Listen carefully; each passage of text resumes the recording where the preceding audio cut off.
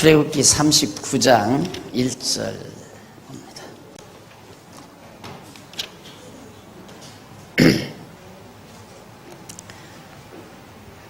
그들이 여호와께서 모세에게 명하신 대로 청색, 자색, 홍색 실로 성소에서 섬기기 위한 정교한 옷을 만들고 또 아론을 위한 거룩한 옷을 만들었더라. 여기까지 언급합니다. 교재는 596페이지 양쪽 가로 5번 거룩한 옷을 제조하는 내용입니다. 지금 현재 우리가 살펴가고 있는 내용은 두 번째 증거판, 처음 만든 증거판을 금송아지 만들어 섬기는 바람에 다 파괴해버리고 다시 하나님께서 증거판 만들어 오라고 해서 돌판 만들어서 모세가 지금 시내산에 올라가 두 번째 그 증거판을 받는 내용입니다. 그 내용 중에서 이제 첫 번째가 하나님께서 모세를 소명 불러가지고 언약하는 내용이었고요. 그 다음 두 번째가 증거판 기록을 해서 수여하는 내용이었습니다. 그리고 이제 성막의 규례를 하나님께서 명하신 내용인데, 우선 증거판 가져왔으니까 그것을 어디다 보관을 해야 할 거 아니에요. 그러다 보니까 이제 성막을 만들어야 돼서 성막 제조할 수 있는 준비를 하나님께서 시키셨고요. 그래서 모든 그 필요한 자재들을, 재료들을 백성들로 하여금 즐거운 마음으로 가져오게 했고, 그 다음 성막의 부품들, 여러 가지 부품들이 있는데 그런 것들을 다 제조하는 내용을 살펴봤었습니다. 그리고 이제 세 번째는 회막내 성구 구조들이었죠. 성구들을 제조하는 것들. 그래서 이제 정금으로 언약궤도 만들고 또 제단도 만들고 향단도 만들고 그런 내용들이었고요. 그 다음 이제 네 번째는 회막의 성구 구조. 아까는 회막 내의 성구 제조였고, 이제는 회막 위에, 회막 밖에 뜰에다 놔질 성구들을 제조하는 내용이었습니다. 거기까지 지난번 우리가 공부했거든요. 그러면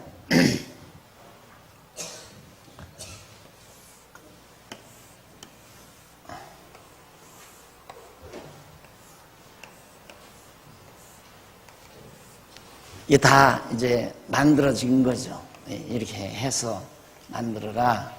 그래서 여기 이제 등대가 있고요. 등대가.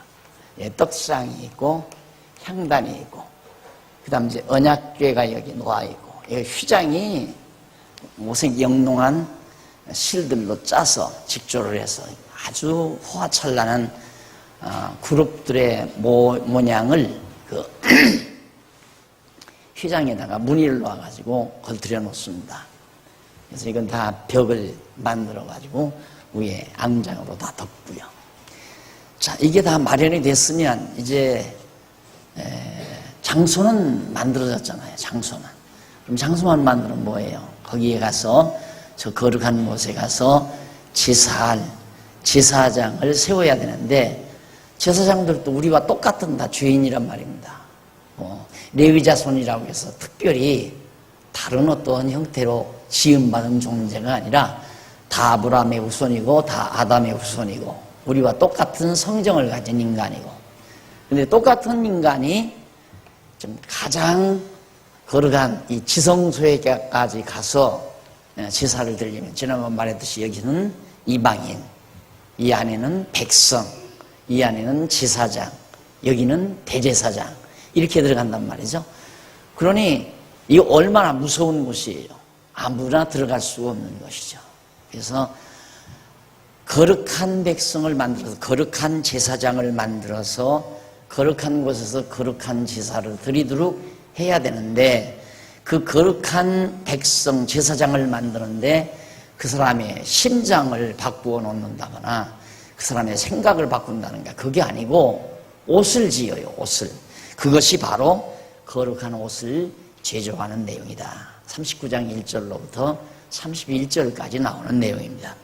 그러니까 중요한 것은 이스라엘 백성들도 거룩하게 하려면 옷을 지어서 입혔구나. 에덴 동산에서 아담 타락했을 때 하나님께서 가죽 옷을 지어 입히잖아요. 또 노아도 은혜의 옷을 입히고요. 그래서 옷을 입혀서 거룩하게 하시는 하나님, 그것이 바로 오늘 우리들에게 장차 오늘 우리 신약 시대에 예수 그리스도의 의의 옷을 우리에게 덧입혀서 우리를 의롭다고 해주실 하나님의 섭리에 대한 모형과 그림자였음을 우리가 알 수 있습니다. 그러니까 우리가 믿지 아니하는 사람이랑 똑같아요. 같은 피, 우리의 피 그들에게 수혈해도 되고 그 사람들의 피를 우리가 수혈 받아도 되고 하나 다름이 없는데, 문제는 뭐냐면 하나님께서 우리에게 의롭다는 옷을 입혔느냐 안 입혔느냐의 차이가 있는 거죠.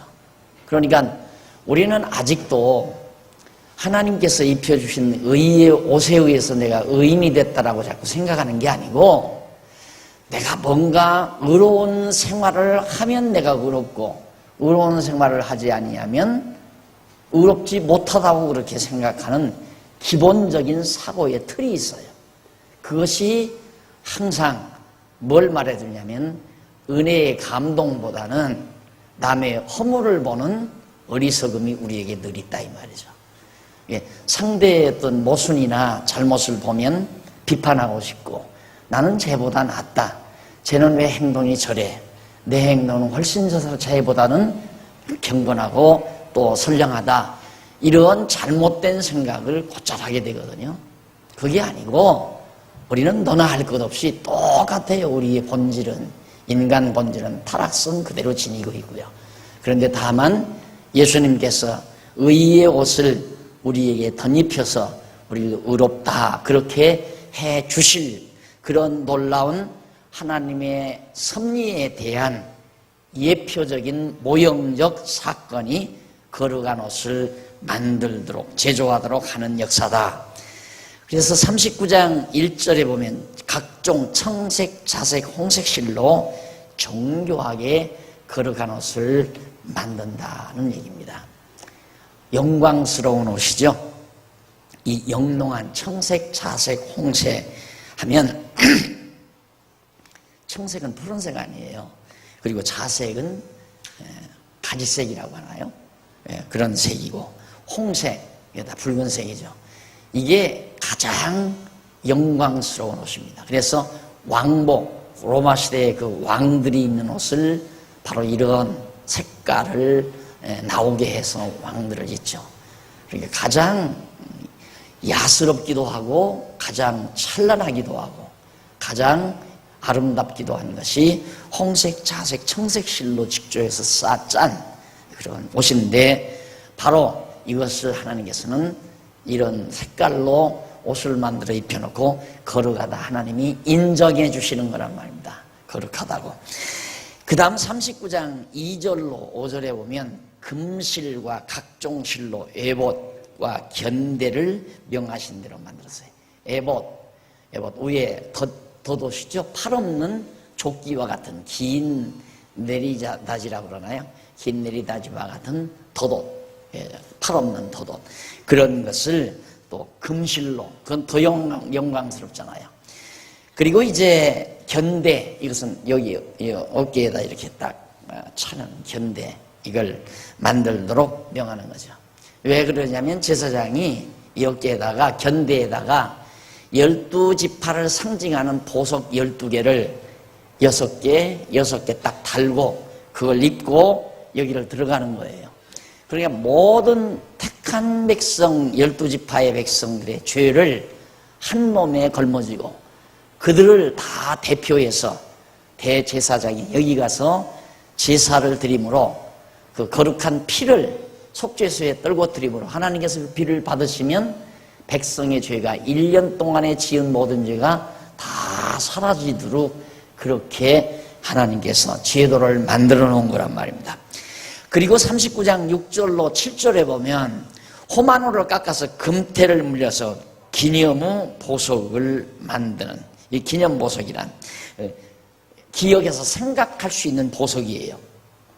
그들이 또 호마노를 깎아 금태에 물려 인을 새김같이 이스라엘의 아들들의 이름을 그것에 다 새겨요. 이스라엘의 아들 12아들들의 이름, 족장들이죠. 대표자의 이름들을 그 보석, 호마노라고 하는 보석에다가 새기죠. 그건 뭘 뜻하면, 보석은 변함이 없잖아요. 깎아지지도 않고 다 없어지지도 않고. 그러니까 한 번 딱 새기면 그건 뭐 영원한 거죠. 영원히 기억되는 거죠. 그러니까 오늘 우리들이 하나님 앞에서 한 번 선택받아 하나님의 자녀가 되면 어쩔 수 없는 거예요. 내가 도망치고 싶다고 해서 도망가는 것도 아니고, 내가 안 도망가고 싶다고 해서 내 마음대로 되지는 게 아니에요. 하나님이 일단 나를 기억하셔서 딱 정해놓으시면 어쩔 수 없는 거란 말이다. 그러니까 내가 목회자니까 막 사람들을 전도하고 싶은 마음이 왜 안 나겠어요? 보편적으로 생각하면. 왜 그러냐면 교인들이 많을수록 목회자가, 소위 일반적으로 생각할 때 목회자가 성공한다고 생각할 거 아니에요. 야, 무기 목사 성공했더라. 왜? 교인이 한 5만 명 된대. 야, 진짜 성공했네. 대개 다 그렇게 생각하죠. 근데 그게 아니에요. 그게 아니고, 진짜 하나님의 교회, 진리를 따라 이끌어가는 교회라고 한다면 하나님이 그 교회에 세워질 제목들 다 예비해 놓으셨다고 그랬죠. 오게끔 돼 있어요. 그러니까 안 오려고 발병, 막 강팍한 마음을 가지고 어떻게든 교회 안 나오려고 그러고 나왔다가 또 들어가고 뺀양을 하고 변죽을 부리고 난리를 치죠. 그래도 제가 태어난 이유는 당신 아무리 교회가 싫어서 안 나오려고 한다 하더라도 당신이 이 교회 성도로 하나님께서 정해놨다면 언제 나와도 당신은 나온다. 그 확신이 나에게는 있어요. 근데 이미 택함 받은 자가 왜 바보짓을 하느냐고요. 바보짓은 자기가 하고 싶어서 하는 게 아니에요. 워낙 마음이 강팍하니까 그 강팍한 마음을 팍 녹여버리기 위해서 교회 나오기 싫은 마음을 주고 세상 밖에서 마음대로 살아보도록, 그래서 만신창이가 되게 만드는 거예요. 그게 탄자의 과정이란 말입니다. 어떤 모습으로나 만신창이를 하나님께서 만들어서 결국에는 첩게 만들어가죠. 그래서 저는 어떤 때 그 교회를 나오다가 안 나와요. 나와서 뭐 세례도 맞고 뭐 집사까지 하면서 또 안 나오는 분들도 있고. 그런데 그런 분들 가운데 어떤 분은 병원에 누워서 박 목사님 좀 오시라고 한다고 그래요. 아, 저 양반 갈란가 보다. 갔다 하면 가는 경우가 상당히 많아요. 목사님, 내가 이번 학기만 났으면 교회 잘 나가랍니다. 아이고, 그래야 되시죠. 나오기 전에 하나님께서 불러가 버려요. 그래서 그런 분들을 내가 여러 번 봤거든요. 그러니까 한 번 하나님이 호마노라고 하는 보석에다가 택한 백성의 이름을 새기는데 그게 지워지겠어요? 안 지워져요. 반드시 하나님이 당신의 백성, 이미 호적에 오른 거라니까요. 백성으로 호적에 올랐는데 그게 어떻게 지워져요? 그것이 하나님께서 우리에게 섭리하시는 내용이에요. 그러니까 지금 하나님의 백성인데도 지금 세상 밖에서 방탕하면서 믿지 아니하는 사람들과 함께 더불어 사는 똑같아요.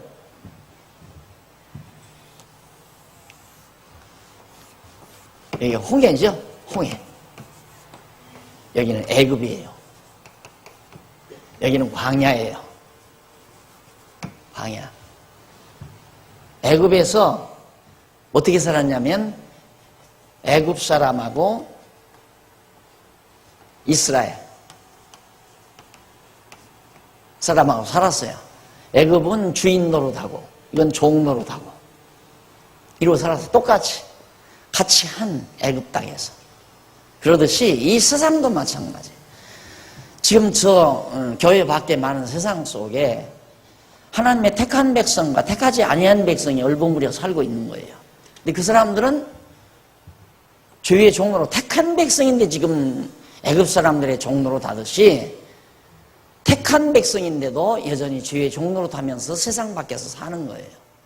네. 홍해를 건넜다는 게 뭔가 이게 세례라고 그랬잖아요. 세례. 민족적인 세례. 나 이제 예수 믿겠습니다 하고 예수를 그리스도로 신앙을 고백하고 이제 나왔단 말입니다. 이 애굽에서 불러냈어요. 그래서 교회란 뭐냐면 헬라 말로 에크, 레시아 이 두 단어를 보태가지고 에크레시아라고 그래요. 에크란 말은 밖으로 아웃, 영어로 아웃이라는 말이거든요. 레시아, 콜링, 그러니까 아웃 콜링 이런 말인데 즉 밖으로 불러내다. 그러니까 애굽 밖으로 불러냈다 이 말이죠. 하나님께서 홍해를 건너서 불러냈거든요. 그러니까 홍해바다가 있으니까 이게 도저히 갈 수가 없어요. 하나님께서 한번 불러내놨는데 어떻게 저 세상 밖으로 나가겠어요? 하나님의 백성이죠. 광야에서 산단 말입니다. 근데 광야에 같이 머물러 살면서 문제는 여기서 종으로 산다 이 말이에요.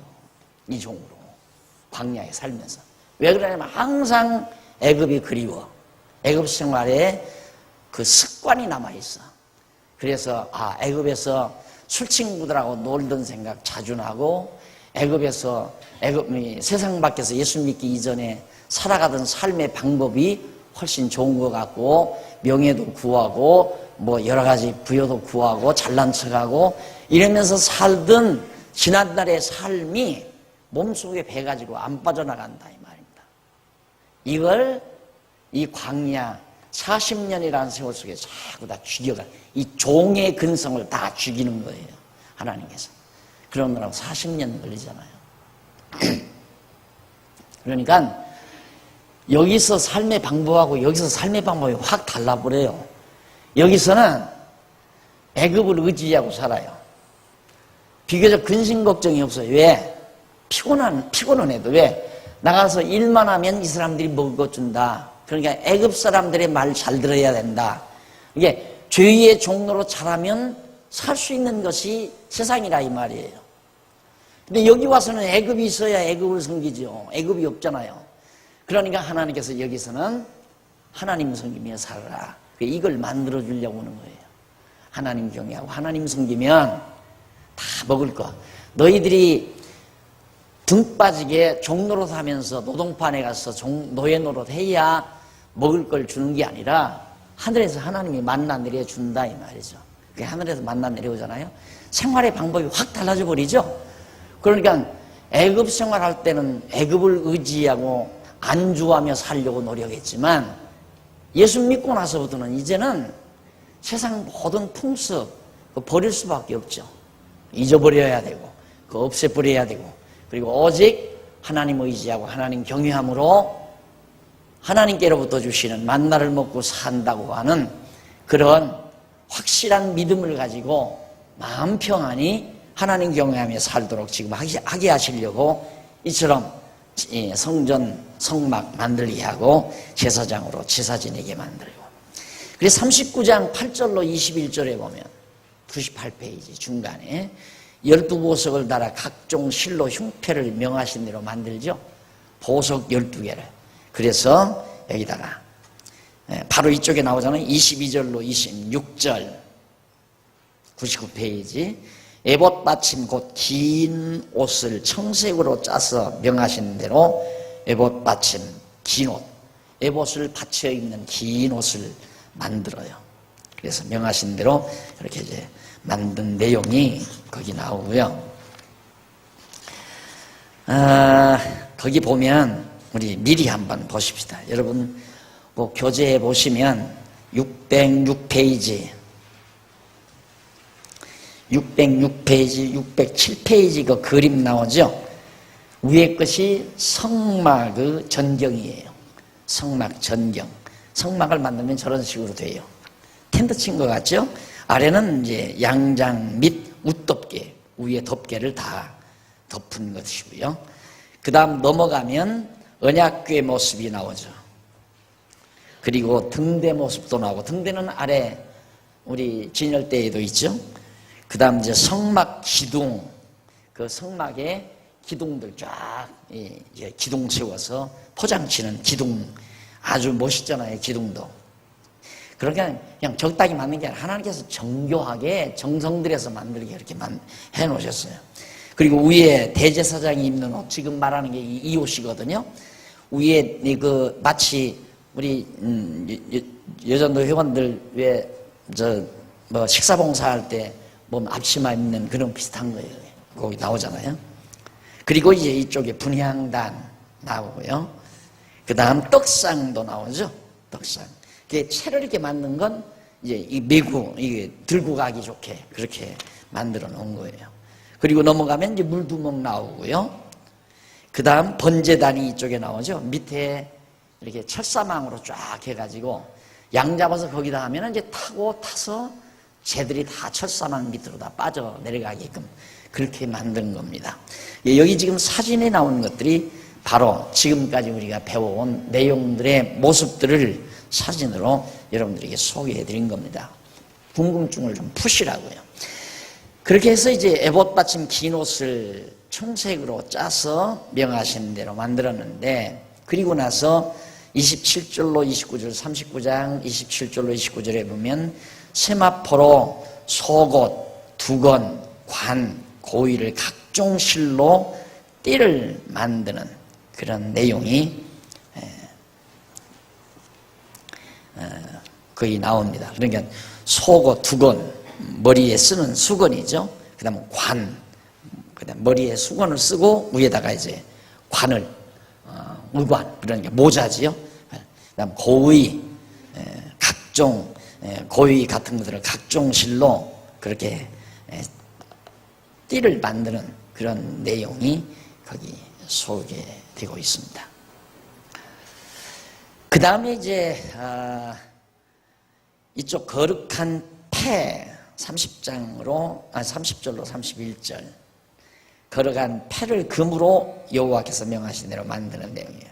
거룩한 패는 뭐냐면 모자에다가 관에다가 이렇게 붙이는, 그러니까 계급장과 같은 거죠. 이제 학교 모표와 같은 거, 그걸 이마에다가 딱 붙이도록, 그것이 이제 대제사장이, 그 사진에 나오는지 모르겠네요. 대제사장이 입은 모습 보면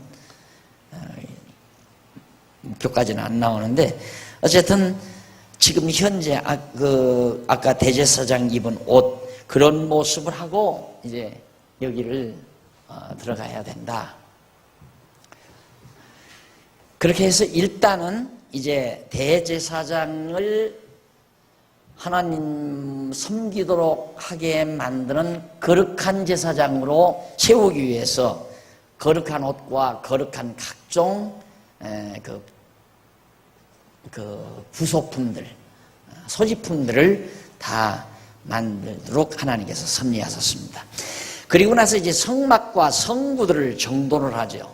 이렇게 이 성막도 이제 다 만든 대로 이걸 다 정돈을 해야 할 거 아니에요. 이대로 만들어야 한단 말입니다. 이 광야에서 그대로 만들어야, 거듭말이지만 여기서는 애굽이 하나의 섬김의 대상이 됐지만은 애굽을 섬기는 생활에서 하나님 섬기는 생활로 지금 하나님께서 바꾸려고 보니까 하나님은 눈으로 안 보이고 백성들이 볼 수가 없잖아요.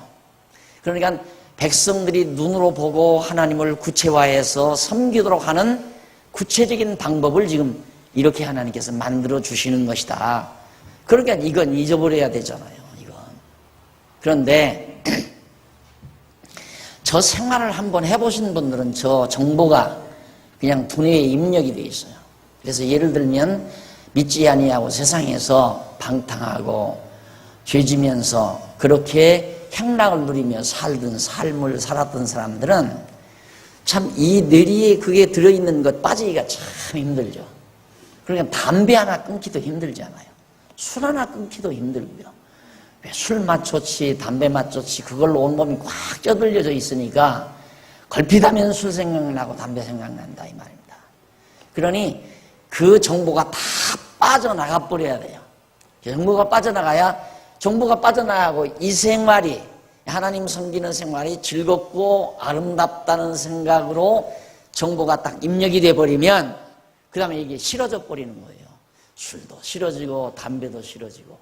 그런데 술, 담배가 좋아서 막 여전히 집사하면서도 술 피고 술도 가끔 한 잔씩 하는데 당신 집사가 그래서 되느냐고 해가지고 담배 사오면 그 담배 다 갖다 내버리고 술 가오면 술병 다 없애버리고 그러면 두 발 가지고 사는 양반이 그렇게 한다고 해서 담배 못 사겠어요? 술 못 사고? 필요 없어요. 그것 갖고 안 된다 이 말입니다. 그러니까 담배, 술 끊은 분들 얘기를 들으면 끊으려고 노력해서 끊는 게 아니라 어느 날인가 갑자기 싫어지는 왜 이거이 더 좋으니까 똑같아요. 나 같은 경우는 보리 누룽지를 먹어봤잖아요. 어려운 때니까 보리 누룽지가 그렇게 맛이 있었어요. 그걸 먹었는데 지금은 그거 먹으라면 먹겠어요? 안 먹죠. 왜? 지금 음식이 더 좋으니까. 그래도 가끔 생각나는 건 보리를 넣고 쌀 넣고 밥을 하고 보리가 밑에서 눕잖아요. 쌀도 눕고 그 겸해서 누른 것에다가 누른 밥을 한 그 흉룡 그 지금도 가끔 생각해요. 그렇게 맛이 옛날에 먹던 그 맛이 있어서 그런지. 그러니까 그 입력된 정보라는 게 우리 뇌리에서 빠져나간다는 게 쉽지 않다 이 말이에요. 그러니까 여러분의 신앙생활도 그래요. 여러분들 지금 세상에서 사는 일반 믿지 아니하는 동료들이나 이런 사람들이 사는 생활과 똑같이 지금까지 살아왔단 말입니다. 그들이 좋은 대로 나도 좋았고 대학 시절에 그들이 가는 건 나도 갔고 그들이 춤출 때 나도 춤추었고 고고장에 갈 때 나도 같이 고고장에 갔고 그러면서 살았다 이 말이에요. 그런데 예수를 믿고 지금 나와서 공부를 하는데 맞다 좋다 해도 공부가 끝나고 나면 옛날 이 속에 들어있던 그 정보에 의해서 생각이 자꾸 나는 거예요. 그러니까 결국은 생활은 얼른 바꿔지지 않는다는 얘기죠. 예수를 믿으면서도 가끔은 건전하지 못한 곳에 가서 생활하기도 하고 움직이기도 하고 활동도 하고 이제 우리 모습이 그런 모습이라 이 말이죠. 그럼 그게 어떻게 없어지느냐? 일단 이런 관습이나 습관이나 정보가 뇌리에 있다 하더라도 이 말씀을 통하여 이 생활이 얼마나 즐겁고 아름다운 것인가를 맛보고 그것이 강한 자극으로 내게 들어올 때 그 정보가 이제 여기서 자리를 잡는 거예요. 그럼 무게중심이 이쪽 정보로 무게중심이 실려져 버리면 그 다음엔 판단할 때 딱 두 가지 판단이 나죠. 야, 오늘 휴일이다. 이 휴일에 가족들과 함께 어디 즐거운 곳에 가서 맛있는 음식 먹고 하루 즐기는 게 좋겠다. 이 생각이 난다 이거예요. 근데 한편에는 그럼 오늘 하나님 말씀 못 듣는데 여기서 이제 갈등이 생기잖아요. 이리 갈까 저리 갈까. 신앙이 별로 없는 남편은 일로로 가자고 하고 나는 이쪽으로 갔으면 좋기는 좋겠는데 남편이 자꾸 가자니까 또 이쪽으로 쏠리기도 하고 그러면서 때로는 일로로 가기도 하고 때로는 이기고 일로 오기도 하고 이제 그러면서 생활해 가는 거예요. 자, 그러니까 여기에서 이제 내 생활이 정돈이 되는 건 나중에는 이게 가치 판단 능력이 딱 나타나잖아요. 내게서 무엇이 좋고 무엇이 옳고 그러냐 이 분명한 가치 판단 능력이 생기게 되면 무게중심이 실려지는 쪽으로 이것이 좋다, 이건 나쁘다, 이게 좋다, 이건 추하다, 이건 아름답다, 이건 악하다, 이건 선하다. 이게 딱 정확하게 판단이 서져 버리면 이 생각이 점점 없어져 버리는 거예요. 이제 이 생각이 자꾸 집중적으로 자꾸 늘 좋은 거 생각나게 돼 있잖아요. 그런데 주변 환경 때문에 그래서 온 가족이 같이 말씀을 듣고 깨달아간다는 게 매우 중요합니다. 이게 제일 안타까운 게 뭐냐면 자, 예를 들어서 보편적으로 물론 우리 교회는 또 이상한 교회예요. 남편은 이 정도예요. 이게 남편이야. 아내는 여자는 이쪽이야. 그래서 지금 남편 혼자 나오는 교인들이 많아요. 우리 교회에. 또 반대로 남자야 이건 여자예요. 이런 형국도 있고요. 이건 내가 그래서 참 늘 안타깝게 생각하죠. 저건 아닌데 저래서는 아니다 이 말이에요. 세월이 가면 갈수록 홍해바다가 더 넓어가요. 깊어가고 넓어가요. 점점 더. 그러니 생각의 방향이 다르고 가치관이 달라져 버리고 또 관심도가 달라져 버리고 서로가 이렇게 되지면 참 안타깝죠. 그럼 나중에 남편은 신앙적으로 성숙했는데 아내 모습을 보니까 측은하고 가련하게 보이는 거죠. 반대예요. 또 여자도 일단 하나님 경외하며 사는 삶이 최고의 고상한 삶 아닙니까? 사도 바울과 같은 대지성인이 그리스도로 하는 지식을 발견하고 예수 그리스도로 하는 지식이 가장 고상함을 인하여 최고로 고상하다 이 말이에요. 늘 말하지만 바울이 히브리즘과 헤레니즘을 완전히 다 성협한 사람이에요. 동서문화권을 다 넘나들었던 사람들이에요. 동서양 모든 문화를. 거기가 바로 원래 바울은 동양 사람이에요. 터키 다소. 이번에 그 다소 들려보려다 못 갔는데 그 다소 사람 상당히 거부의 아들이었대요. 그런데 머리가 좋았는지 공부를 많이 했답니다. 그래서 이제 유럽에 가서 로마에 가서 공부 많이 하고 로마 시민권까지 동양에 있는 터키 다소 사람이 서구에 유럽의 로마 시민권을 얻을 정도니까 우리나라 미국 시민권 과거에 예를 들어서 30년 전 40년 전 미국 시민권 가지면 이거였어. 인류였어. 인류. 그러니까 이승만 대통령 같은 사람은 미국 시민권이 있었댔잖아요. 그러니까 고도의 하이클래스가 그런 입장이었는데 그러다 보니까 동양의 문물, 동양 사상, 서구 사상 다 하다가 나중에는 히브리즘에 접해가지고 거기서 이제 예수 그리스도를 만나게 되죠. 복음을 영접해서. 그걸 보니까 동서양의 문화, 동서양의 모든 사상 다 아무것도 아니다 이거예요. 뭘로 취급했느냐 하면 그런 지성인이 똥으로 취급해버렸어요. 똥. 그래서 좀 비열한 말 아닙니까? 똥이라고 취급하는 건. 그러니까 하찮다 이 말입니다. 별것도 아니다 이 말이에요. 동서양 사상이라는 게, 동서양의 지식이라는 게 다 그렇다 이거죠. 그리스도로 하는 지식 때문에 그가 일평생 그리스도에게 미쳐 살아버렸잖아요. 그러니까 여러분들이 이렇게 공부를 하면서 계속해서 여러분들의 인격을 가다듬다 보면은 고상해지지 않을 수가 없게 돼 있어요. 생각이 고상해지고 생각이 고상하니까 삶이 고상해지고 아름다워지고 그런데 이걸 모르면 이렇게 사는 수밖에 없어요. 그럼 천하 없는 사람이라도 결국 어디 가면 친구들을 만나면 막걸리판, 소주판 벌리고 맥주판 벌리고 양주판 벌리고 안 그러면 이제 고소판 벌리고 똑같아요. 대학 나온 인간이나 초등학교 나온 인간이나 상갓집 친구 상갓집 가면 똑같아. 같이 소주 마시고 같이 밤새껏 눈이 새빨갛게 고스톱 치고 그 길밖에 더 있어요? 그러니 이게 맞겠느냐 이 말이에요. 안 그러면 그 길이 아니면 조금 어떻게 길을 타게 되면 이제 이 명예욕에 붙어. 나도 한번 권력가가 돼볼까? 어디 국회의원 좀 하나 출마해볼까? 어디 도의원이라도 한번 나서볼까? 이제 그 길밖에 없어요.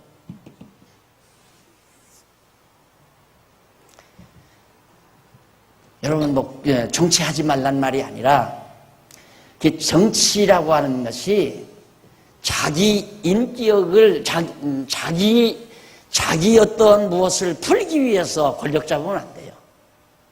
권력이라고 하는 것은 힘을 잡으려고 하는 것은 정말 힘없는 백성들을 편안하게 살게 하기 위한 이런 고상한 출발로부터 건전한 정치 이념으로부터 그렇게 정치가가 되려고 해야 하는데 자기 한번 어깨 펴고 살기 위해서 명예욕에 불탄다고 하면 그 사람은 어디 자기 이름 신문에 나는 거 좋아하고 자기 이름 들뜨는 거 좋아하고 남들이 알아주는 거 좋아하고 이래서 이제 결국은 세상과 더 짝해져 버리고 짝하고 마는 거죠. 그래서 계속 그걸 이제 성공이라고 생각하고 그 길로 질주하는 거예요. 그러니 이 사람과 이 사람이 같이 목표가 같아지겠느냐 이 말이에요. 안 같아지죠. 네. 차라리 그냥 능력 없는 남편이면 그런 대로라도 나중에라도 아이고 당신이 옳게 살았소 하고 따라올지 모르지만 능력 있는 남편은 끝까지 죽으라고 안 따라와 또. 여기도 마찬가지. 여자도 마찬가지. 이게 전혀 밤과 낮이에요. 밤과 낮 전혀 달라요. 물과 기름이에요. 합할 수가 없는 거예요. 그러니 그게 얼마나 큰 고통으로 다가오겠어요. 그래서 두 부부가 함께, 여러분 지금 대부분 여자분들이, 아내들이 공부하는데, 물론 직장 때문에 남편들은 어렵겠죠. 이 CD를 그래서 내가 공개하라고 했으면 좋겠다 했더니만 운영 측에서 공개하면 다 그냥 CD로 해버리지, 바쁘니까 여기 안 나와요. 사람 안 나오는 내가 혼자 이 강단에 서서 또 미친 사람처럼 쭝얼쭝얼 할 수는 없잖아요. 그러니까 이게 끝까지 해야 한다고 해가지고 2년 후에 이제 창세기 가게 CD가 아마 나갈 거예요.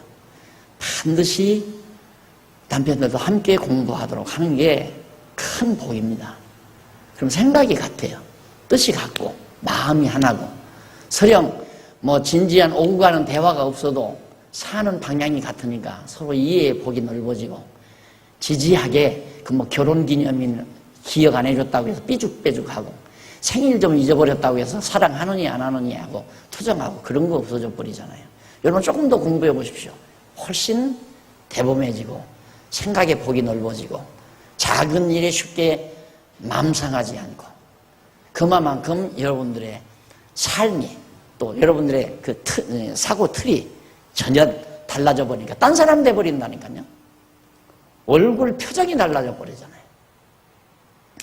그래서 성막 구조, 이걸 여기서 딱 광야에다 만들어 놓고 애굽이 없어도 허전해 하지 말아라. 생각해 보십시오. 종로릇 하는 사람은 주인이 없어지면 허전한 거지. 어떻게 살 방법도 없고 아무 능력도 없고.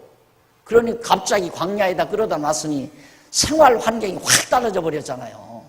전혀 달라졌다 이 말입니다. 여기는 뭐 많은 시설도 있고 문화적인 여러 여건도 갖춰져 있고 사람들도 많고, 여기는 뭐 완전 풀도 없고 나무도 없고 광야, 불 한 폭이 안 나고 물 나오는 것도 없고, 그런 곳에 아무도 없는 허허벌판에다가 이스라엘 백성만 갖다가 딸랑 떨고 들여놨으니, 왜? 하나님만 의지하라 이 말. 그래서 이걸 만들어드린 거예요. 나 여기 있다. 나 여기 있을 거다. 내 이름 여기다 놔둘 테니까 여기다가 다 해라. 다 의지해라 이 말입니다. 이게 성전이에요. 성전, 성막. 자, 그래서 이제 성막, 성부를 정돈하는 내용인데 39장 32절로 43절에 보면 이스라엘 자손이 제조한 모든 것을 모세에게 다 가져옵니다. 자, 각종 부품들을 다 만들었는데 그걸 모세에게 가져오니까 모세가 당연히 딱 제 위치다 딱딱 놓을 거 아닙니까? 그럼 저런 성막이 이루어지는 거죠. 자, 40장 넘어갑니다. 603페이지. 1절로 16절에 보면 여호와께서 모세에게 성막을 정돈하여 세우라고 명령하시는 내용입니다. 여러분 일일이 성경 안 읽고 가니까 좀 서운해요? 읽고 가도 금방 잊어버려요. 그게 중요한 게 아니에요. 그거 기억하는 게 중요한 게 아니라 지금 내가 설명하는 이건 외울 필요가 없잖아요. 들으면서 그렇구나, 맞다, 그래, 야 그래서 그랬구나, 이렇게 하다가 보면 기억이 나죠. 기억을 했다 잊어버려요. 그래도 내가 언젠가 주일날 낮이라도 수요일 오후에라도 주일날 오후에라도 강의를 하다가 한마디 탁 던지면 얼른 이게 다 움직여요. 살아나요. 그게 중요한 거예요. 성경 이거 달달 외워야 필요가 없어요. 이런 많은 내용들은 지금 내가 말씀드리는 이 내용을 우리들에게 하나님께서 담아주시기 위해서 한 얘기니까 나도 몰라요. 지금 32절로 43절까지 내용 구체적으로 내가 안 읽으니까 나 읽어봤자 금방 나도 잊어버리는데 나 끝나고 나면 잊어버려요. 그게 중요한 게 아니라 말이에요. 이게 위에 굵은 글씨로 딱 써놓은 그것만 봐도 그게 핵심 내용이거든요. 그리고 이제 그 내용을 정리해 가면 되는 겁니다. 40장 1절 16절에 보면 여호와께서 모세에게 성막을 정돈하여 세우라고 명령을 합니다. 이렇게 딱 정돈해서 세워놓으라 이 말이에요. 저게 이스라엘 백성들로는 얼마나 큰 희망이겠습니까? 상상해 보세요. 여기서 애국 군대들이 쫓아올 때 다 죽을 줄로, 앞에는 호계바다 있지, 뒤에서 군마가 쫓아오니까 붙들려 다 죽을 줄 알았는데 이게 갈라지면서 건너와 버렸으니, 건너오고 나서 당장 그때는 찬송이 나오잖아요. 찬송. 막 찬송이. 우리가 이런 가벼운, 이렇게 가벼운 찬송에 빠져들면 안 돼요. 이건 가벼운 찬송, 좀 죄송한 얘기지만. 왜 가벼운 찬송이냐? 앞을 모르고 그 순간만 찬송 부르는, 그러니까 바로 이어서 원망이 나오잖아요. 이런 과정을 몇 번 겪다가 보면 순간 나타나는 일, 당장 내가 어디 주식 투자를 했는데 주식값이 팡 튀어가지고 돈이 10배가 올랐다, 10배가 늘어났다, 이 찬송. 그런데 그런 찬송은 불렀는데 그 다음 당장 귀한 자녀가 갑자기 병이 나서 병원에 입원했다. 그때는 다 거꾸러지는 거예요. 다. 그걸 가벼운 찬송이라고 표시한 거예요. 우리의 찬양은 내가 늘 그러잖아요. 형통할 때나 권고할 때나 늘 하나님 여호와 의지하고, 형통할 때는 하나님께 소망을 두고 간구하고 생각하고, 형통할 때는 찬송하고, 권고할 때는 여전히 낙심하지 말고 하나님 의지하고, 늘 하나님 앞에서 자기를 성찰하는 이러한 슬기로움, 이런 것들이 깊이 있는 찬양이죠. 그러니까 뭐 반짝 좋다고 해서 찬양하고, 조금 뭐가 불리한 듯 느낀다고 해서 불만하고. 요셉이 보세요. 아버지 사랑받을 때는 찬양하고, 팔려갈 때는 울고, 감옥에 갇힐 때 징징 울고 탄식하고 그랬나요? 그러지 않잖아요. 거기 구체적으로 표현 안 되지만 요셉은 일평생이 꾸준합니다. 그냥 감옥에 가도 여전히 하나님 의지하고, 형제들에게 미움을 받아도 의지하고, 팔려가도 의지하고, 종로로 돼도 의지하고, 좀 애매히 감옥에 갇혀도 절망하지 아니하고. 그것이 하나님을 의지하는 자의 무게 있는 삶의 자태라는 것, 그것을 여러분들이 기억을 하시면은, 이스라엘 백성들에게서 조금 건너다 보니까 막 다시 없는 기쁨을 시큰 누리더니만 조금 오다가 마라에 쓴물 생기니까 불만, 불평, 짜증. 그리고 겨우 지금 한 2달 지났는데 시내산에 와서 모세 잠깐 하나님 말씀 받으러 올라가니까 그거 안에 그만 하나님 잊어버리고 그 무상 만들어 놓고, 그 습관이 여기서 하던 일이에요. 애굽에서 애굽 신 섬기며 살지 않았어요. 그런 생활 습관이 여기 나와서도 나타난 거라 이 말이죠. 그러니까 우리가 믿지 않았을 때, 또 하나님을 알지 못했을 때, 성경을 깨닫지 못했을 때의 우리의 모든 생활의 모습은 좀처럼 사라지지 않는다. 그런데 나는 왜 성경 공부했는데도 왜 이렇게 나는 생활의 변화가 없어요? 우리 남편은 말씀을 늘 듣는데도 왜 생활의 변화가 없이 늘 담배를 계속 피고 있어요? 이런 걱정하는데 그렇게 쉽게 되는 거 아니에요. 좀 기다려요. 무게중심이 이쪽으로 실려져야 이거보다는 이것이 좋다. 근데 언제 이걸 하게 되느냐면, 아직도 이걸 말씀을 들어도 이때 생각을 자주 하는 거, 아직도 이게 좋다라고 생각하는 거예요. 근데 조금 이제 평이 이루어지면 이것도 좋고 이것도 좋은 것 같고, 그럼 헷갈리는 거죠. 이것도 좋은 것 같고 이것도 좋은 것 같고. 그러다가 그 과정이 지나면, 그렇게 이 진맛을, 여호와 하나님 경유하고 사는 진짜 진지한 진맛을, 참맛을 느껴야 돼요. 강하게 느껴야 돼요. 이게 강하게 느껴지면 그 다음에는 이거보다 이것이 훨씬 좋다. 그 다음에는 최종적으로는 이건 나쁘고 이것만 좋다. 이것보다 이것이 좋은 게 아니라, 이것보다 좋단 말은 이것도 좋지만은 이것보다는 이것이 좋다 그 말이거든요. 근데 그 과정을 넘어서 버려야 돼요. 이것은 나쁘고 이것은 좋다. 이게 적극적으로 가치 판단을 명확하게 할 수 있을 때, 그 다음 생활의 변화가 확실하게 나타나는 거죠. 그런데 이것보다 이것이 좋다 하는 정도는 우리 교회 서리 집사님 정도, 예를 들면 서리 집사님 정도, 안수 집사님, 그리고 서리 집사님 정도, 적어도 항존직원 정도라면 이것은 나쁘고 이건 좋다. 이게 확실히 이루어진 가치 판단을 할 수 있는 사람. 예, 이것보다 이것이 좋다 하면 가끔은 이것을 즐기는 삶을 사는 거죠. 자, 그 다음 넘어가서 40장 17절로 33절 여기 보면 명한 대로 모세가 성막을 세우고 당연히 여호와께 제사를 드리죠. 그렇죠. 딱 성막을 만들어 놓고 여기서 제단에서 여호와께 번제를 드립니다. 얼마나 좋았겠어요. 자, 거기 보면 17절로 19절에 보면 605페이지 17절로 19절 여호와께서 명하신 대로 성막 세우기를 필하였는데 20절로 27절 그 밑에 성막 안에 있어야 할 성부들을 정돈하기를 다 필했습니다.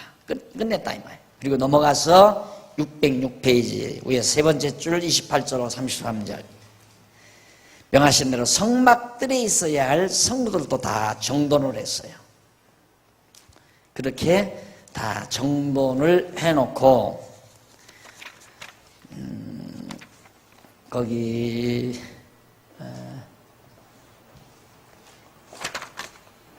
33절까지 그 마지막 33절 보십시다. 그가 또 성막과 단 사면들의 포장을 치고 뜰어장을 다니라.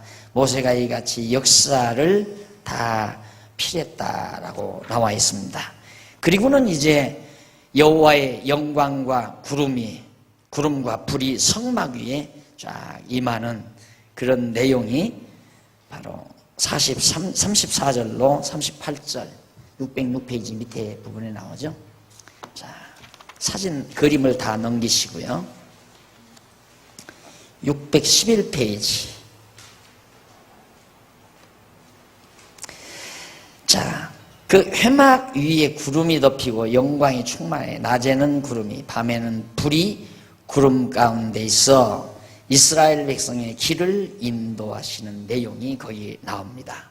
자, 거기 한번 잠깐 읽어보십시다. 다시 넘어가서 43절. 그 후에 구름이 회막에 덮이고 여호와의 영광이 성막에 충만하며 모세가 회막에 들어갈 수 없었으니 이는 구름이 회막 위에 덮이고 여호와의 영광이 성막에 충만함이었으며 구름이 성막 위에서 떠오를 때에는 이스라엘 자손이 그 모든 행하는 길에 앞으로 발행하였고 구름이 떠오르지 않았을 때에는 떠오르는 날까지 발행하지 아니하였으며 낮에는 여호와의 구름이 성막 위에 있고 밤에는 불이 그 구름 가운데 있음을 이스라엘 온 족속이 그 모든 행하는 길에서 친히 보았더라. 백성 눈으로 친히 그걸 봤다. 이렇게 딱 해놓으니까 머물러 있을 때는 구름이 쫙 덮여. 낮에 구름이 꽉. 그리고는 밤에는 구름만 있으면 안 보이잖아요. 깜깜하니까. 이게 구름 속에 불이 나타나요. 그러니 백성들이 이제 이렇게 세 지파 이렇게 세 지파씩 12지파니 뺨 둘러요. 둘러서서 장막을 치고 이제 지파별로 사는데 이 성막에서 늘 저런 모습이 나. 낮에는 하나님의 영광의 구름이 다 구름이 덮여 있다는 것은 하나님이 여기 임재하시다는 증거예요. 구름이 하나님이 아니에요.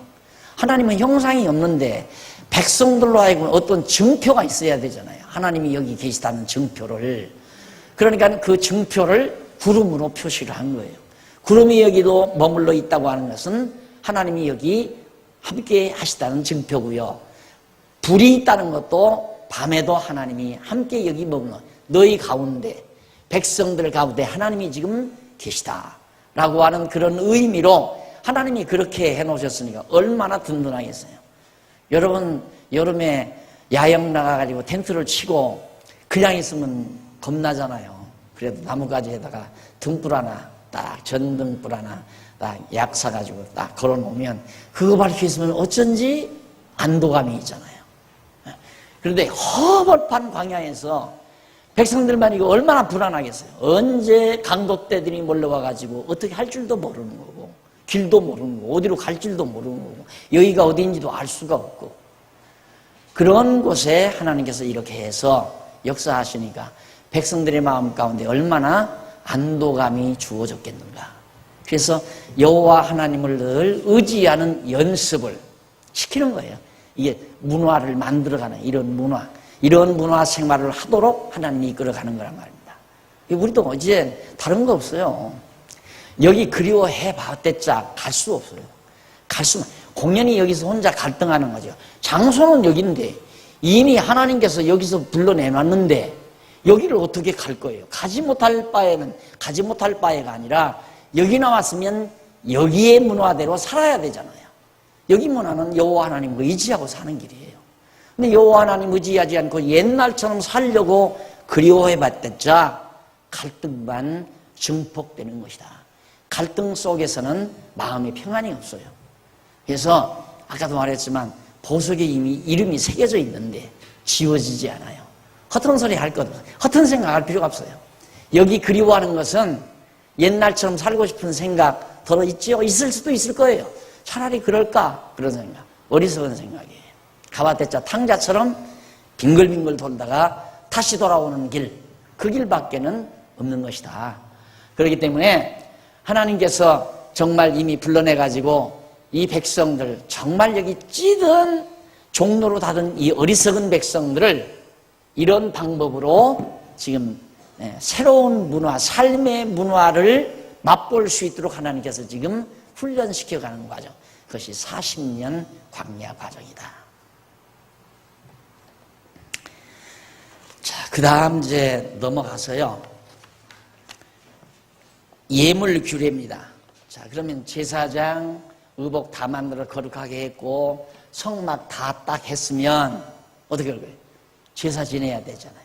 제사 지내야 하는데 뭐가 필요한가? 제물이 필요하잖아요. 제사장, 성막, 제물. 이것이 제사의 3대 요소예요. 제사 드리는데 3가지 요소가 뭐냐? 제사를 드리는 제사장이 있어야 되고, 장소, 처소가 있어야 되고, 제물이 있어야 제사장이 되잖아요. 이제 제사를 드리잖아요.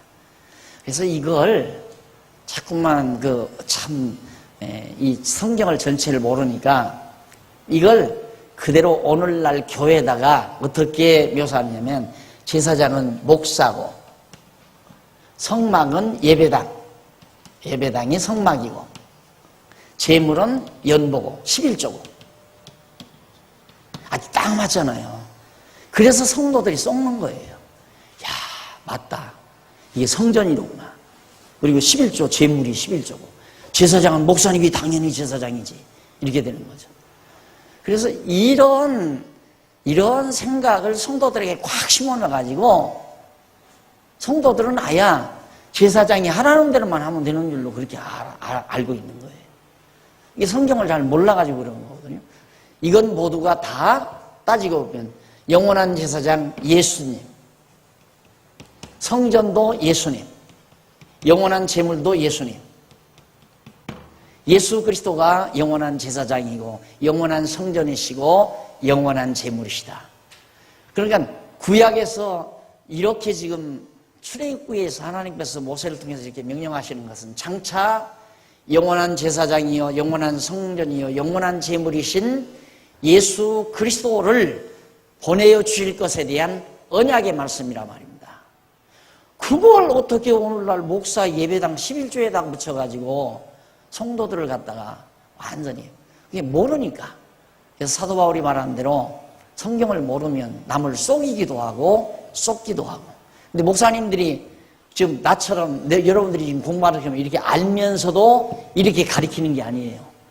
이걸 모르니까 이렇게 가르치는 거죠. 이걸 어떻게 가르치느냐? 어떤 무식한 사람 하나가 이걸 이제 구상을 해가지고 부흥회할 때 한번 하게 되면 와 그런다 이 말이에요. 야, 딱 맞구나. 그러면 지금 막 순식간에 목사님들 세계에 퍼져버리는 거예요. 야, 맞다. 목사가 제사장이다. 예배당은 성전이고 11조는 재물이고.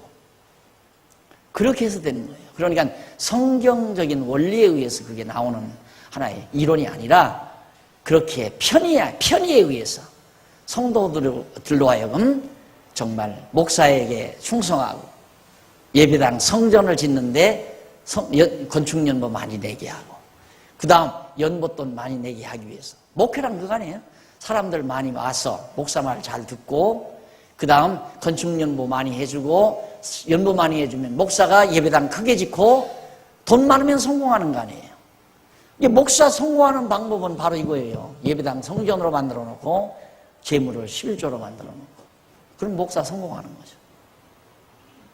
이게 그래서 여러분들이 공부를 안 하게 되면 세상 그냥 또 어떻게 살아가다가 어디로 이사 가서 아무데 교회나 가서 또 신앙생활 하다 보면 여기서 공부 안 해놓으면 목사가 제사장 그런가 보다 쏘가서 사는 거예요 그냥. 그럼 죽는 날까지 쏘가 살다가 그냥 택한 백성 가면 천국은 가죠.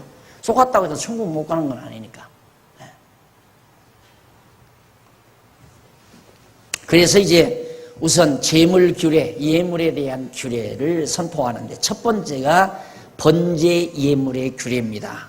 번제는 뭐냐면 태울 뻗자예요. 번자가 불로 태워서 드리는 제물을 번제라고 그래요. 불로 태워서 드리는. 그러니까 불은 여기서 태우거든요. 번제단에서. 그래서 이걸 번제단이라고도 하죠. 제단, 번제단. 그러니까 이거 보세요. 여기가 문이거든요. 이게 성전이라고 하면서 여기를 제단이래요. 이게 제단이래요. 이게 제단입니까? 제단이 아니잖아요. 제단은 문 앞에 있잖아요. 저 문 밖에. 안내원 책상이 제단이 돼야 돼요. 쉽게 말하면. 여기가 지성소죠. 지성소. 그러니까 차라리 이걸 법궤라고 한다면 또 모르겠어. 법궤는 아니죠. 여기가 법궤에 놔 있는 자리에 안쪽에 쭉 들어와 있으니까 이게 전혀 구조도 안 맞는 얘기고 제멋대로 지어놓고 이거 전부 하나님께서 사이즈 이거 다 정했어요. 크게도 못하고 작게도 못해요. 재료도 하나님이 다 정해주는 대로 해야 되고 그런데 뭐 형편 따라 자기 좋은 대로 벽돌로 짓고 뭐 세멘트로 짓고 뭐 불조공사로 짓고 제멋대로 다 지었는데 그걸 성전이라고 한다 이 말이에요. 근데 참 선배 말 나는 진짜 해결을 못 봤으면 골치 아픈 사람이에요. 이 생긴 것만 봐. 그래도 말씀 깨달았으니까 이 정도 인상이 나오죠. 이거 봐요. 아주 골치 아픈 사람이에요. 그러니까 사상가가 되려고 했잖아요. 사상가. 목사는 되기 싫고 그래서 사상가가 돼서 사상가는 원래 누가 월급 주는 사람 없어요. 내 스스로 벌어먹으면서 내 사상을 펼치는 거죠. 그래서 그냥 농원 하나 만들어서 농사 지면서 여유 다 하면 이게 내 손으로 막 글을 써서라도 내 사상 펼치면서 이렇게 야인으로 그렇게 살고 싶은 그런 생각을 했죠. 근데 다행스럽게 내가 해결이 돼가지고 해답이 떨어져가지고 이거 얼마나 궁금하겠어요. 이게 왜 성전은 오직 예루살렘 그 장소다만 하나 지라고 그랬는데 성전을 이렇게 여러 군데다 지멋대로 다 짓는가? 해답이 안 떨어지면 이제 골치 아픈 거죠. 안 그래요? 차 한잔 드시고.